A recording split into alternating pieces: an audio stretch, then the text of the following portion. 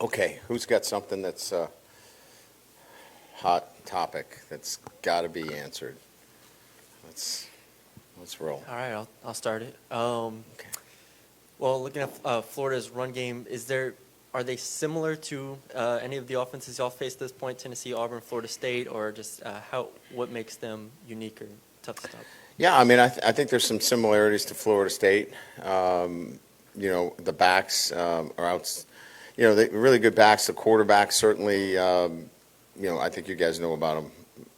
He has a lot of the traits that Hooker has from Tennessee. But it's a really good offensive line. It's a team that has been really successful against the run. So it'll be probably our biggest challenge in terms of a team that runs the ball really well. So you go on the road and in the SEC you get new challenges, right? We got a spread offense that we really struggled with, and we'll have to do a great job now against another SEC opponent that runs the ball very well. So that's what we've been working on all week. Yeah, hey, Coach. Just wondering if I could get your thoughts on Coach Napier. Obviously, a guy who has some Louisiana ties, is very much like you in his first year in this conference. Just have you had a chance to interact with him at all, going back to coaches' meetings, or just what are your overall thoughts? I haven't. Certainly, did a great job at Louisiana.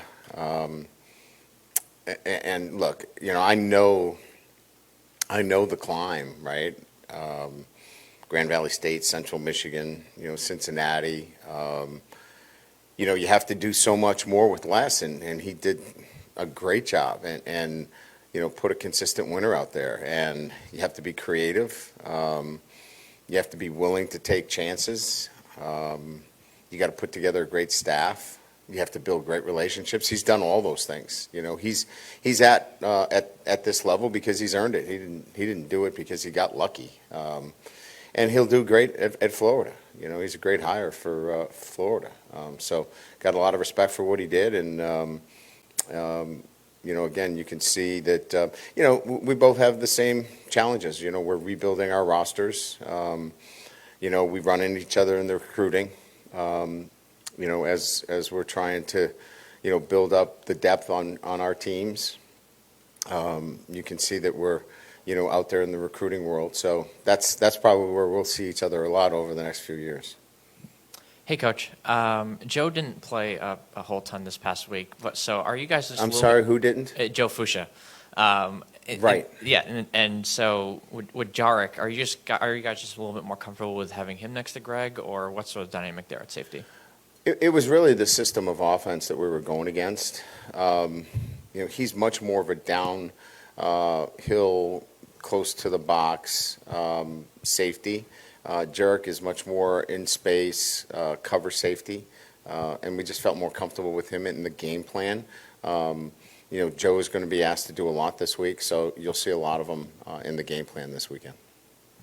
Hey, Coach, right here. Yeah. Through 6 games, how would you evaluate the passing game, and what are some things you still think you need to improve on?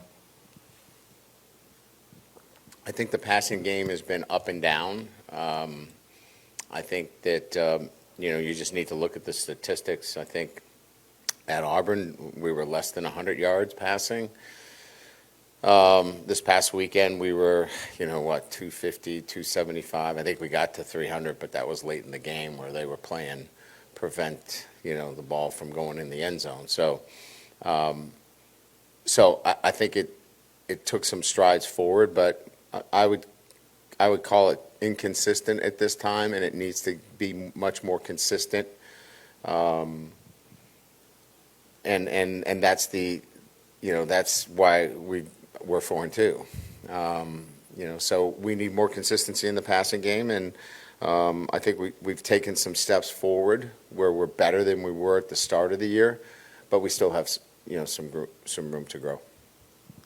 Brian, you kind of mentioned how earlier this week y'all are in the middle of a process in year one, and obviously you've been through this many times before at different Yes. schools. So what do you want to what are going to be the signs to you, even before maybe the results show up, that you're beginning to see what you want to see? What are kind of be the things that you notice that show you that once you've gotten maybe to the point that you want to be at?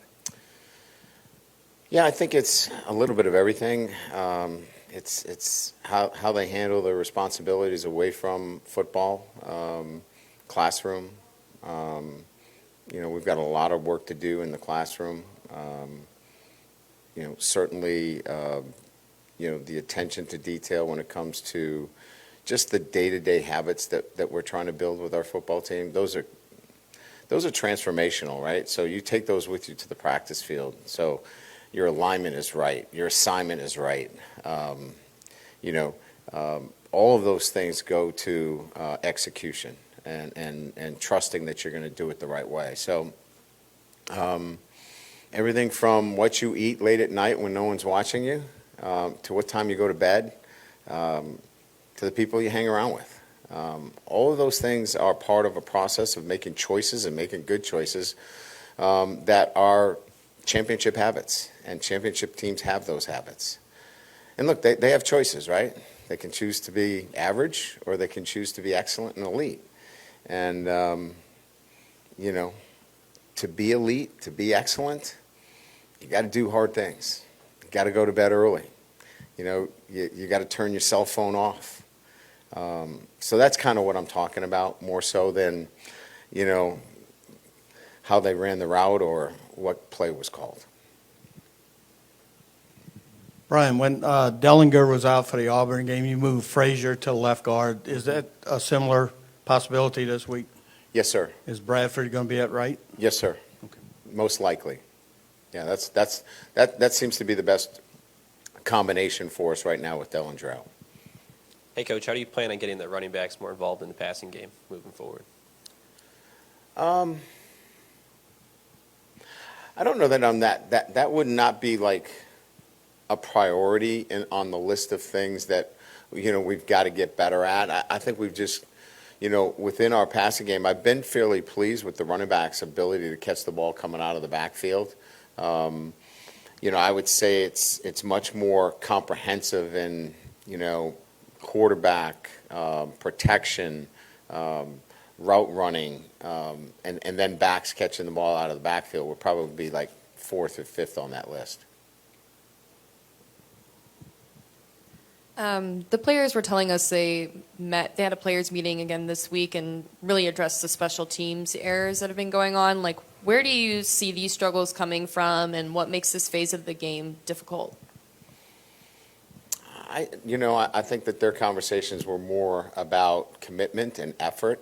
Special teams is an effort play, and look, everybody's focusing on that one play. When there's a special teams play, all eyes are on you, and I think just the realization and the recognition that we need more effort. We need guys playing at a higher level on those particular plays, and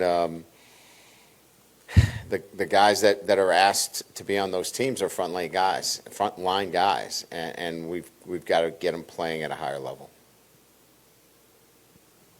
Just what's the latest on Major Burns and Seven Banks as well? Yeah, good question. So Major's out there. He's been on our scout team, done a nice job. I think he's on track to meet that timeline that we talked about sometime around the Alabama game. So pretty happy about that. Same with Armani Goodwin.